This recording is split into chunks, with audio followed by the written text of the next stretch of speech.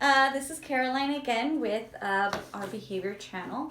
So I am going to talk about today that home behavior worksheet that was sent home with all your academic packets. So this worksheet is to help us further help you in the home creating personalized behavior plans. So if you can do this on your own, you could also have the staff help you. So when staff and teacher is calling you at home, have them help you with this, filling it out if you would like that help. So this worksheet kind of looks like this. You're going to circle some behaviors that you might be seeing at home, like aggression, crying, scratching, maybe some self-stimulatory, they're flapping their hands a lot. You can also just write in some behaviors if you don't see it on there. We also have a section for when is it happening. We want to be specific as to when, because that might tell us as to the why it's happening. Is it happening in the AM, the PM, is at night, is it after breakfast, before lunch? All of that, all these details is what we look at and what we're probably going to ask you anyways. So if you pre-fill this out for us, when you call us, we can be ready to help you out with the behavior just that much more. Sometimes it also depends on who's in the room. So telling us who's there, siblings, mom, dad, is there anybody else right now in the home that might be triggering these behaviors? We can help with that relationship and help pair that person to something reinforcing, and so repairing that relationship. What also came in the packet was a sheet on how to take behavior data. So we really simplified it for at home. We know you have a lot of things going on right now. You might have other kids at home right now. You might still be working while still having to juggle your student who's at home. So really simple, just tallies. So basically every time they do it, tally, check mark, mark an X, whatever you will like. So tally it up as to how many times a particular behavior is happening in the home. This lets us know how bad the behavior is, how infrequent or how frequent it is. You can even divide it by the time of the day if you are able to. If not, don't worry about it. That's something that we can talk about together. There's also ABC data. So this requires a little bit more work. ABC data is about being descriptive and giving us lots of details.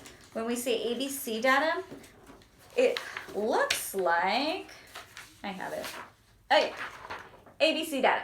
So there's the A, which is antecedent, B, which is behavior, and C, which is consequence. Consequence is not a bad thing. Consequence just means what happened right after the behavior. A lot of people confuse consequence for, oh, we didn't punish them. No, we're not looking for that. We're just saying what happened immediately after.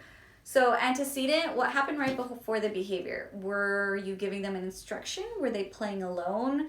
Were they in the room with you? Were they outside? What happened immediately before the behavior? And then the behavior part is, what did they do? Did they come by and hit you? Did they start crying? Did they start screaming? Did they start hurting themselves? Describe it for us. Then we have the consequence, which again is just what happened immediately after the behavior. It could be that you gave them a hug and it soothed them. It could be that you gave them space. You sent them to a sensory corner, like we talk about in our other video. It could be that you did some movement. Maybe they needed some movement. So what this helps us do is see patterns. It can help you see the patterns. It can help us see the patterns. This is what we do at school. We take ABC data to really kind of dissect what's going on. ABA, Applied Behavior Analysis, is all about the details. It's all about the environment. What was happening? What was the lighting like? Was there a smell in the air? Was it too closed off? Did we have too many people in a room? We're always looking at everything in the environment, and that includes people too and their reactions. So in the consequence section, just put what happened afterwards. How did they stop? How did they calm down? Or did it roll out for about 45 minutes to an hour and you were just trying everything you could, and eventually it stopped on its own. We can help you fill this out. We can read it with you. You can send it back to us. You can read it to us over the phone, and we'll help you figure out the patterns together. But this is really good in regards to descriptive data. And then the frequency data, we gave you one of these too, so you can take your own frequency data Sunday through Saturday or whatever days you can. We know it's crazy at home right now. So we can know how many times it's happening. It's one thing for a behavior to happen 26 times a day, but it lasts for 2 seconds. And it's another thing for behavior to last 3 hours and only happen once a day.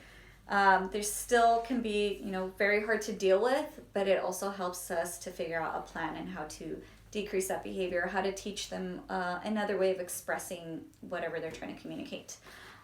So if you can go over that with your staff, or if you feel like you can do it on your own, great. And then send it back in the packets along with your academic data. That would be great. We would love to see how the kids are doing at home. And we would also like to help you with making a behavior plan specialized for the home. Okay. And, we realize it's different from here in the school to at home. And it's all about surviving right now. So we'll do what we can. Okay, well, thank you so much for watching this.